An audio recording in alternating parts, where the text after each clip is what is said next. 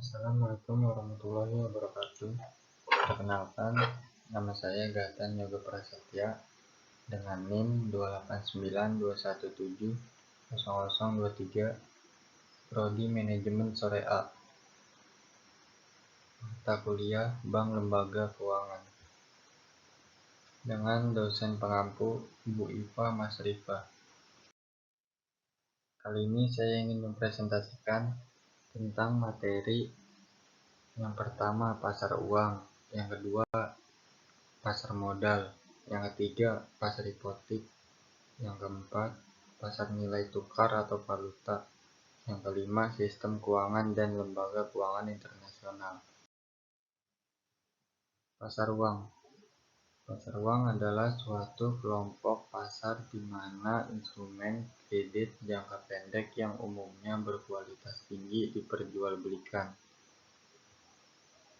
Pasar uang sendiri memiliki fungsi, yaitu sebagai sarana alternatif bagi lembaga-lembaga keuangan, perusahaan-perusahaan non-keuangan untuk memenuhi kebutuhan dana jangka pendek maupun untuk menempatkan dana atas kelebihan likuiditasnya.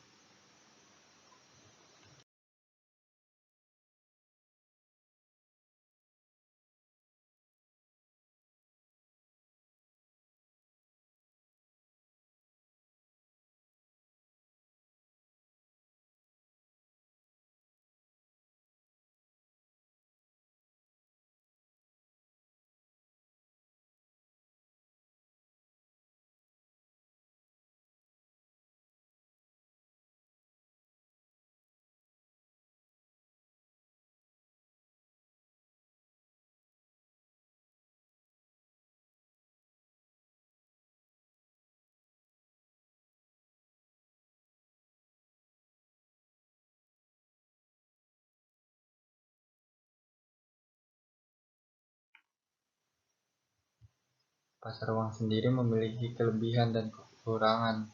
Yang pertama, kelebihannya yaitu sarana untuk mencari pinjaman dana jangka pendek bagi perusahaan yang mengalami kesulitan likuiditas. Yang kedua, sarana untuk menempatkan kelebihan dana yang dimiliki oleh badan usaha. Dan kelemahannya atau resiko pasar uang yaitu risiko pasar uang terjadi karena turunnya harga suatu instrumen pasar yang dikarenakan tingkat suku bunga naik sehingga investor mengalami kerugian. Yang kedua, gagal bayar terjadi karena debitur tidak dapat memenuhi kewajiban bayar kepada kreditur. Yang ketiga, risiko valuta asing terjadi karena adanya perubahan tidak menguntungkan terhadap kurs mata uang asing.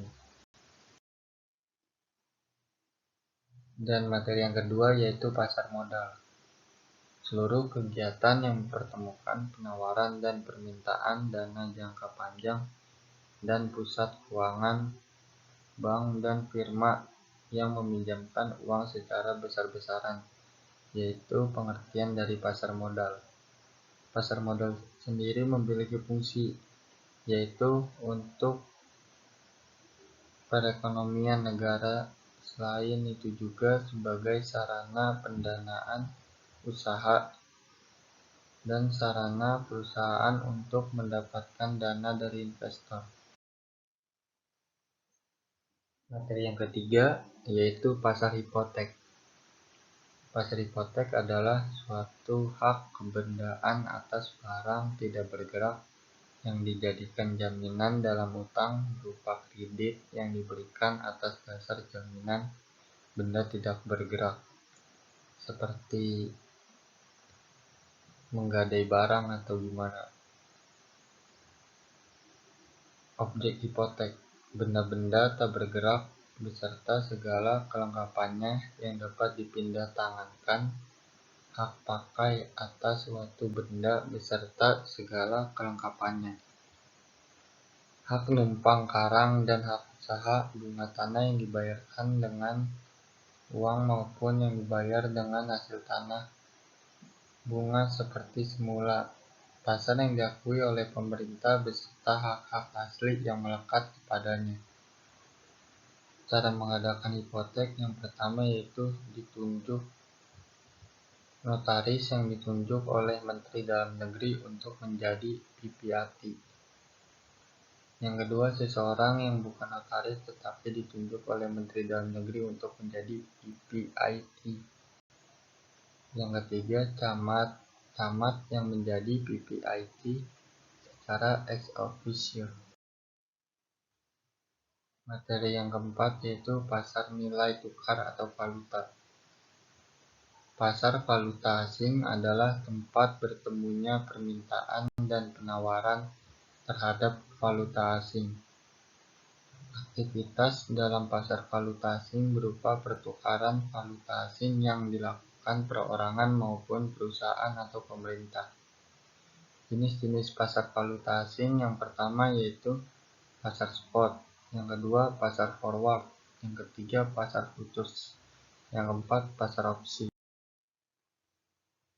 Fungsi pasar tukar atau valuta yang pertama untuk mempermudah proses pertukaran valuta asing dan pemindahan dana dari satu negara ke negara yang lain sehingga memungkinkan terjadinya clearing internasional.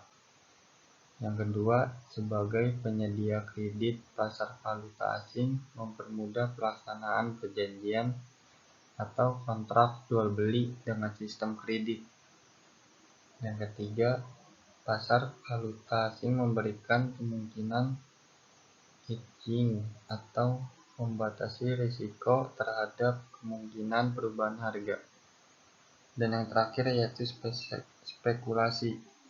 Spekulasi adalah pasar valuta asing. Seseorang dapat melakukan spekulasi, menerima dan mencari risiko untuk mendapatkan keuntungan. Dan materi yang terakhir yaitu lembaga keuangan internasional. Lembaga keuangan internasional adalah lembaga internasional yang didirikan oleh lebih dari satu negara dan tunduk di bawah hukum internasional. Pemilik atau pemegang sahamnya adalah pemerintah negara, tetapi ada juga lembaga internasional dan organisasi lain yang menjadi pemegang saham. Beberapa lembaga keuangan internasional ternama dibentuk oleh beberapa negara, dan sejumlah lembaga keuangan bilateral dibuat oleh dua negara secara teknis, tergolong lembaga keuangan internasional. Lembaga-lembaga keuangan internasional besar didirikan setelah Perang Dunia Kedua untuk membantu rekonstruksi Eropa dan menetapkan mekanisme kerja sama internasional dalam pengelolaan sistem keuangan global. Lembaga keuangan internasional terbesar di dunia saat ini adalah Bank Investasi Eropa dengan ukuran neraca sebesar 512 miliar euro pada tahun 2013. Jumlah ini lebih besar dibandingkan dua komponen utama Bank Dunia, EBRD. Aset 358 miliar tahun 2014 dan EDI aset 183 miliar tahun 2014. Sebagai perbandingan, bank komersial besar umumnya memiliki aset sebesar 2 triliun dolar sampai 3 triliun US dollar. Terima kasih. Sekian dari presentasi saya. Assalamualaikum warahmatullahi wabarakatuh.